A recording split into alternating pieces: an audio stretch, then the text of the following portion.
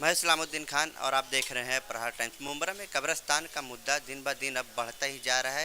इस समय चुनाव भी आने वाला है और कब्रिस्तान का मुद्दा जो है अब तूल पकड़ते जा रहा है। हमारे साथ यहाँ मौजूद है बीजेपी की महिला प्रमुख जो है रीदा रशीद। हम उनसे जानने की कोशिश करते हैं कि इन्होंने जो है कल आह्वान किया है कि कब्रिस्तान को लेकर जो है एक महारैली का आयोजन किया जाएगा, जो मित्तल ग्राउंड में आमंत्रित किया है सभी लोगों को कि मित्तल ग्राउंड से जो है मुंब्रा एम गेट तक का जो है इस रैली को जो है किया जाए कब्रिस्तान के मुद्दे को लेकर। हम उन्हीं से जानने की कोशिश करते हैं कि आखिर कब्रिस्तान को लेकर जो है उन्होंने रैली का आयोजन क्यों किया है। जो कब्रिस्तान का मुद्दा है इसको लेकर अब जितेंद्र आमदार ने कहा है कि हम जो है कब्रिस्तान 2 दिन में देंगे, अभी कल ही उन्होंने कहा है। और आज ही आपने जो है कहा कि जो है हम रैली कर रहे हैं। मैंने आज नहीं कहा है, काफ़ी दिन से हमारी तैयारी चालू है, लेकिन आपको यहाँ की सियासत पता है तो उस हिसाब से मेरी तैयारी भी चालू है। और 2 दिन में कब्रिस्तान देंगे, वो तो काफ़ी टाइम से बोल रहे कब्रिस्तान देंगे कब्रिस्तान देंगे। कहाँ देंगे, कौन सी जगह देंगे, वो जगह कैसी है, ये तो सवाल उठेगा ही आगे चल के। लेकिन मैं मेरी बात करूँगी, वो तो देंगे देंगे, बहुत बातें हो चुकी है। हम ऐसा ही, मैं यही कहूँगी कि आज मैं जब से मैं आई हूँ मैं सुन रही हूँ कब्रिस्तान का इशू बहुत बड़ा है, जो हलचल हो रही है, देने की बातें हो रही है, जो आज तक दिया नहीं गया। और कब्रिस्तान बहुत नीडेड है, बहुत ज़रूरी है आज हमारे लोगों के लिए, इसके लिए मैं इस पे काम कर। आपको क्या लग रहा है जो कब्रिस्तान दिया जा रहा है वो कब्रिस्तान को लेकर शहर में अलग अलग तरह की चर्चाएं हैं।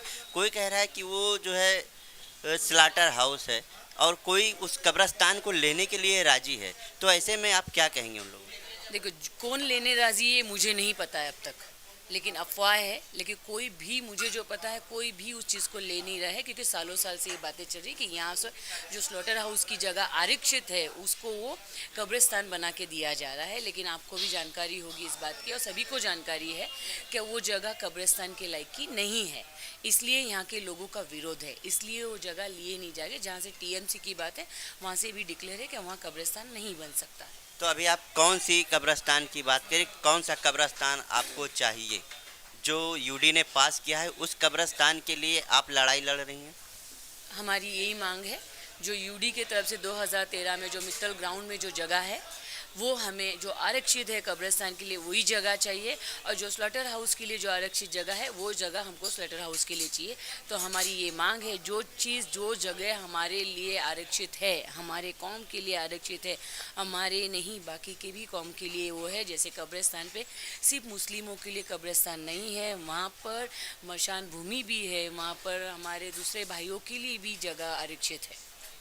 आप कब्रिस्तान को लेकर जो है कहाँ कहाँ पर गई हैं, कहाँ कहाँ पर जो है अपनी आवाज़ उठाई है इस कब्रिस्तान को लेकर? देखिए, जब मैं काम करना चालू किया तो मैंने देखा कौन कहाँ तक गया है, तब मैंने को पता चला कि यहाँ से टीएमसी के आगे कोई गया ही नहीं था। आज की सरकार को किसी ने आवाज़ ही नहीं लगाई थी, तो हमने सबसे पहली बार सरकार को आवाज़ लगाई। रंजीत पाटिल जो हमारे यूडी के मिनिस्टर हैं उनको हमने आवाज़ लगाई, उनके पास हमने हियरिंग लगाई। वो हियरिंग में भी बहुत सारी बातें क्लियर हुई है। नेक्स्ट हियरिंग की भी बातें चल रही है, जिसपे जल्दी से जल्द निर्णय आएगा, और हम ज़रूर इंशाल्लाह उस निर्णय को लाऊंगी। तो उस तरीके एक बात बताइए, सरकार आपकी है, उसके बावजूद कब्रिस्तान लाने में देरी क्यों हो रही है? सरकार मेरी है। सरकार आपकी है तो फिर कब्रिस्तान के लिए आपको इतना भाग दौड़ क्यों करना पड़ रहा है? देखिए, जब मैं मंत्री के पास ये विषय ले गई थी, ये विषय कभी भी मंत्री के पास पहुंचा ही नहीं था, या फिर आज के सरकार के पास ये विषय ही पहुंचा ही नहीं था, क्योंकि टीएमसी से ही ये विषय डिस्कस हो रहा था। जब मैं सरकार के पास ले गई हूँ, जब मैं मंत्री के पास ले गई, जब काफ़ी बातें खुलासा हुए हैं, उस पर मैं काम कर रही हूँ। और आज भी टीएमसी से और यहाँ की जो सरकार है, यहाँ की जो सरकार है जिसने आज तक आश्वासन दिया है मैं दे रहा हूँ, मैं दे रहा हूँ, जैसे आपने कहा मैं 2 दिन में दे रहा हूँ, तो हम के ऊपर भी सरकार है ना, दे रहे ना। वो आपकी सरकार है, तो आपकी सरकार इतनी कमजोर क्यों पड़ रही है? कहाँ कमजोर पड़ी है? बिल्कुल कमजोर पड़ रही है। कहाँ? इतनी सालों से कब्रिस्तान का मुद्दा चल रहा है। अगर आपकी सरकार चाहे तो मिनटों में उसको सॉल्व कर सकती बिल्कुल है, करेगी। लेकिन क्यों नहीं कर सकती? आपको अगर कर सकती, बिल्कुल बोल नहीं कर सकती, तो फिर आपको मोर्चा निकालने की जरूरत क्या पड़ गई अगर मिनटों में कर सकती है? देखो, इसी के लिए मोर्चा निकाला है। जो आरक्षित जगह है, जो पेपर हेराफेरी हुई है, जो सरकार को बातें नहीं पता है, कुछ सरकार तक के भी बातें जाना चाहिए कि यहाँ की पब्लिक की क्या बातें हैं, यहाँ की पब्लिक की क्या मांगे हैं, क्योंकि क्या बोला गया है, पब्लिक को क्या समझाया गया है, यहाँ की पब्लिक की क्या डिमांड है, वहाँ का ज़मीन क्या है। तो ये सब बातें सरकार तक भी पहुँचनी चाहिए और मैं खुद पहुँचा रही हूँ ये सब बातें, इसलिए ये सब चीज़ें करने की ज़रूरत है। सरकार तक अगर पहुंचना चाहिए तो ये बातें जनता तक भी पहुंचनी चाहिए। बिल्कुल। आप बताएं कि कौन सा कागज़ है जो हेर फेर किया गया है, उसके बारे में बताएं। जब टीएमसी से डायरेक्टली वो पेपर दिखाया गया, मैं आपको पेपर दे दूंगी, क्या वो जगह जो स्लॉटर हाउस है वो वहाँ पर कब्रिस्तान बन नहीं सकता है, क्योंकि वहाँ पर 2 से 3 फुट खोदने के बाद ही वहाँ पानी लग रहा है या चिकल आ रहा है। तो वहाँ कैसा करो, वहाँ पर डिक्लेयर है क्या वो ज़मीन है वो दंदली ज़मीन है जहाँ पर आपको पता है कब्रिस्तान नहीं बन सकता है। लेकिन इसलिए तो आज तक ये बातें यहाँ से लोगों को सरकार तक पहुँचाई ही नहीं गई थी। आपका बोलने का है, यहाँ पर 2 जगह की आरक्षित जगह थी, दोनों जगह की हेराफेरी हुई है। जब आरक्षित जगह कब्रिस्तान की थी तो क्यों वो जाके स्लॉटर हाउस पे गई, ये तो सवाल है। इसके भी पेपर सब चेक कर रहे। लास्ट टाइम मंत्री साहब ने खुद ही उस पर विषय उठाया था, वो नेक्स्ट हियरिंग में बिल्कुल सामने आएगा। और दूसरी है, अगर स्लॉटर हाउस पे कब्रिस्तान गया है तो स्लॉटर हाउस का जगह कहाँ है, उस पर भी तो 5 चीज़ों की आरक्षित है, तो वो चीज़ें कहाँ देंगी?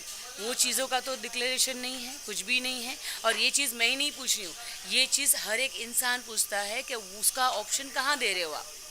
अगर आप आरक्षण की बात करें कि आरक्षण हेरा फेरी किया गया है, तो ये आरक्षण किसने हेरा फेरी किया है, कौन है? यहाँ से हुआ है, यहाँ से मतलब कहाँ से? यहाँ के टीएमसी से हुआ है, टीएमसी के ऑफिसर से हुआ है, यहाँ के आमदार से हुआ है।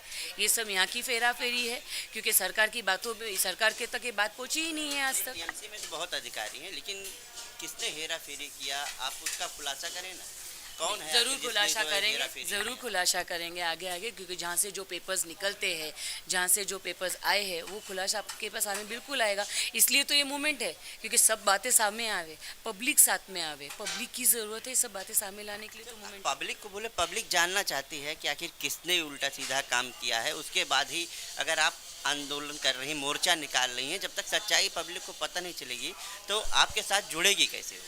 ज़रूर सच्चाई सबके सामने है, पब्लिक जानती है किसने हेरा फेरी की है, कौन हमारे हक की ज़मीन छीन रहा है, कौन हमारी हक की ज़मीन हमें नहीं दे रहा है, पब्लिक जानती है। पब्लिक को भी पता है कि आज ये जो डर रहे हैं क्या आगे का चल के क्या होगा, आगे चल के क्या करने वाले, तो अभी इन लोग के पास ऑप्शन है ही नहीं करके जो हमारी जगह आज वक्फ बोर्ड की जितनी भी जगह है, मैं थोड़ा सा मुद्दा बाहर ले जाऊंगी, हमारी वक्फ बोर्ड की जितनी भी जगह है, मैं मेरे कौम की नहीं बात करूंगी, मैं सभी कौमों की बात करूंगी, जितनी भी कौमों की आरक्षित जगह है किसके कब्जे है, कौन से पार्टियों का कब्जा है, किसने हमारे से पहला राज किया है, उनके कब्जे के पास हमारी जितनी भी आरक्षित ज़मीनें हैं, वक्फ बोर्ड की ज़मीनें हैं, तो आज इन लोग के पास नहीं है और इन लोग के पास वही ज़मीन बेच के खाने के अलावा ऑप्शन नहीं है।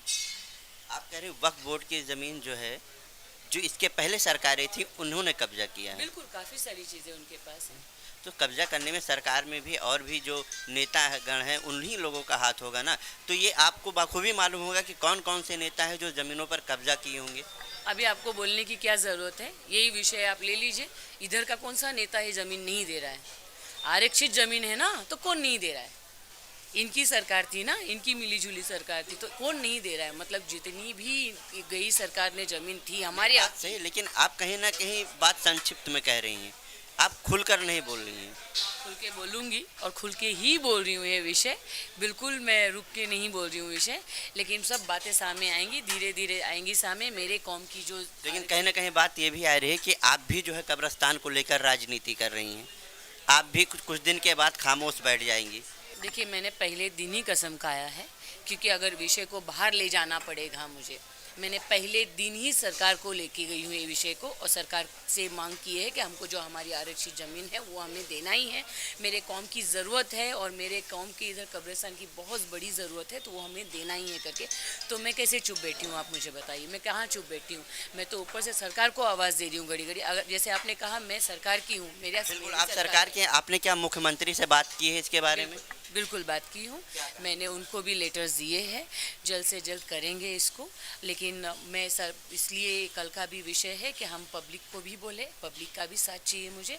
आज पब्लिक के विषय से भी होगा ये चीज़ें, और पब्लिक को ये भी मालूम होना चाहिए कि हमारे, आज मैं बोल सकती हूँ बड़े पैसे, कि हमारे कौम को नहीं पता है कि बाजू की ही ज़मीन हमारी है। आज मैं जहाँ एडजस्टमेंट में रह रही हूँ, 1 रूम किचन में रह रही है मेरी कम, लेकिन बाजू की ही ज़मीन, बाजू का जो हमारा, जिसको हमने नेता बनाया है, वो बेच खा रहा है। तो आज इसी विषय पे मैं निकली हूँ, जितनी भी हमारी आरक्षित ज़मीनें हैं वो हमें वापस चाहिए। जो ये सरकार थी ये कभी नहीं आने वाली है वापस, क्योंकि इन्होंने ये सब ज़मीनों पे कब्जा इसलिए रखा है क्योंकि इनको मालूम है अगले 50 साल को इनको आना नहीं है। तो ये सरकार आए ना आए वो जनता फैसला करेगी, लेकिन आपकी सरकार अभी भी है, लेकिन कहीं ना कहीं गोलमोल रवैया अपना रही कब्रिस्तान को लेकर। अगर आप आमदार को यहाँ बोल रहे हैं कि वो कि तो आपकी भी सरकार गोलमोल रवैया अपना रही है। उसी तरह से जो है आप लोगों के भी जो है नेता लोग कहते हैं कि हम यूडी का जो है कब्रिस्तान दिलाएंगे, लेकिन कोई भी सामने नहीं आ रहा है कहने के लिए, सिर्फ अपनी अपनी राजनीति की जा रही है। तो ऐसे में क्या आपकी सरकार भी सिर्फ कब्रिस्तान को लेकर जो है राजनीति कर रही है? राजनीति करना था तो भारतीय जनता पार्टी का बैनर लगाती, भारतीय जनता पार्टी के विषय, उस विषय पे जाती। लेकिन आपने देखा कब्रिस्तान का विषय है, पार्टी की तरफ से भी स्ट्रिक है, हमने समिति बनाई है, उस समिति पे विषय पे ले जा रहे हैं, और हम पब्लिक के साथ चल रही हूँ। मैं पार्टी के साथ नहीं चल रही हूँ कि मैं पार्टी को बोल रही हूँ कि पार्टी का बैनर यूज़ कर रही हूँ या पार्टी के ज़रिए जा रही हूँ। मेरे कौम की बात है तो उसमें मेरी पार्टी भी मुझे साथ दे रही है कि नहीं, आपको जो सही लगता है आप वो करिए, और अपने लोगों के साथ रहिए और अपने लोगों के हित के लिए लड़िए।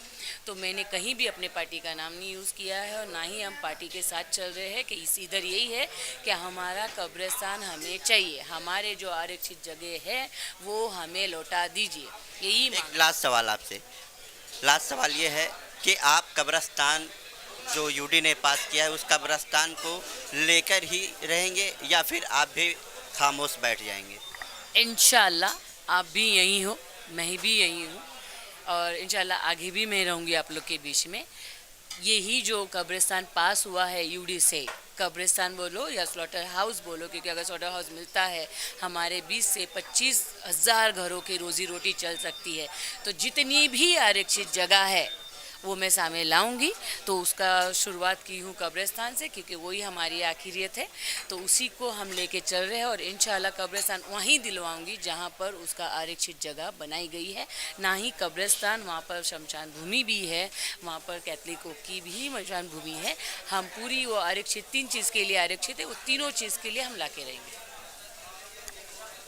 तो ये थी रीता रशीद, जिन्होंने कहा कि जो यूडी द्वारा कब्रिस्तान पास किया गया है उसी कब्रिस्तान को हम जो है मुमरा वासियों को दिलाएंगे, क्योंकि असली कब्रिस्तान वही है। जो यमू वली पे कब्रिस्तान बनाया जा रहा है वो स्लाटर हाउस की जगह है, और वो बेहद ही दलदल की जगह है, क्योंकि वो कब्रिस्तान के लिए नहीं उचित है। और जो मुमरा वासी कुछ कह रहे हैं कि वो कब्रिस्तान हमें चाहिए, और इनका कहना है कि जो लोग कह रहे हैं वो कहते रहे, लेकिन हम कब्रिस्तान वही लेंगे जो हम यूडी द्वारा पास किया गया है। कैमरामैन रहमान के साथ इस्लामुद्दीन खान, प्रहार टाइम्स, मुमरा।